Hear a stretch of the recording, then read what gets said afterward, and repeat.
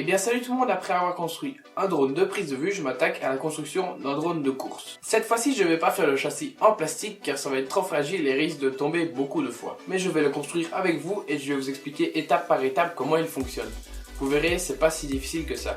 Allez, c'est parti. Voilà toutes les pièces à monter que j'ai commandées séparément. Je commence par déballer le châssis qui est la pièce sur laquelle tout va se fixer.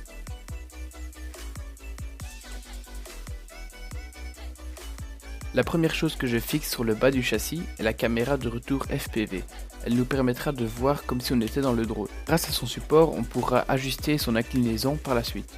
Ensuite, je fixe 4 vis sur lesquelles viendra se fixer des éléments. Le premier élément est la carte de distribution. Elle permet de distribuer la tension de la batterie à différents composants que l'on verra plus tard.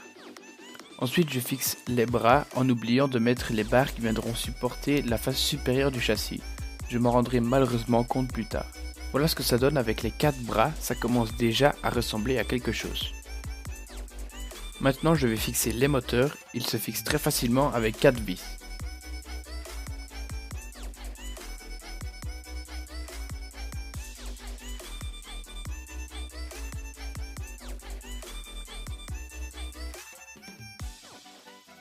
Et voilà les 4 moteurs fixés, il va maintenant falloir les raccorder. C'est à ce moment-là que je me suis rendu compte que j'avais oublié des pièces, donc j'ai démonté les bras pour aller les fixer. Je viens couper les fils du moteur pour venir les raccorder à leur contrôleur. Chaque moteur est relié à un contrôleur qui va permettre de contrôler la vitesse du moteur.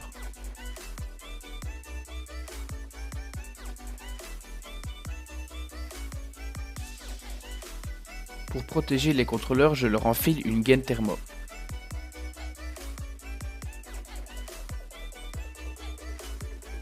Et je viens les souder à la carte de distribution qui va les alimenter. Il ne reste plus qu'un connecteur qui viendra se connecter au contrôleur de vol, la prochaine pièce que l'on va monter. Voilà ce que ça donne une fois les 4 contrôleurs soudés à leur moteur et connectés à la carte de distribution.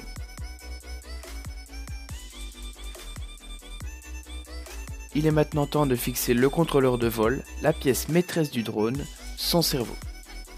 Je vais la fixer juste au-dessus de la carte de distribution, mais avant je lui soude un buzzer qui va lui permettre de faire du bruit. C'est sur lui que viennent se raccorder les 4 connecteurs des contrôleurs moteurs, et je connecte aussi son alimentation 5 volts.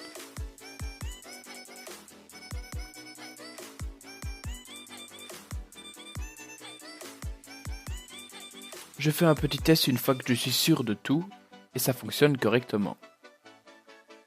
Je vais maintenant connecter l'émetteur radio, c'est lui qui va recevoir la vidéo de la petite caméra et nous la transmettre au sol. L'émetteur a besoin d'être connecté à la carte de distribution et il va alimenter la caméra et recevoir la vidéo. De ce côté, tout est ramené à un simple connecteur.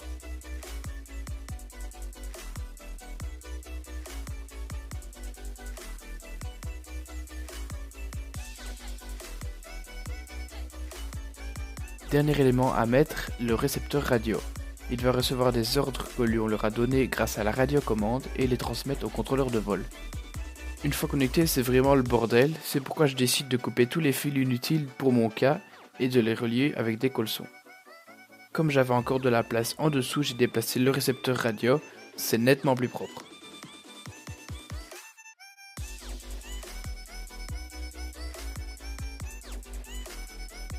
Une fois le tout refixé, il ne reste plus qu'à fixer les hélices et le drone est déjà terminé.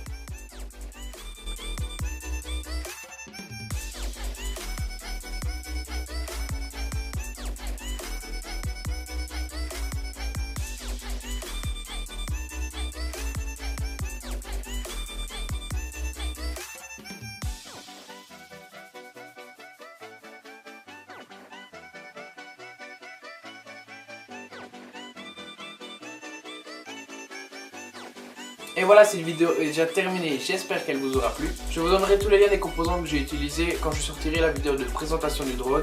Donc une vidéo qui arrivera très prochainement et qui montrera le drone en fonctionnement. En attendant, n'hésitez pas à aimer la vidéo, à vous abonner et moi je vous dis à la prochaine pour une nouvelle vidéo.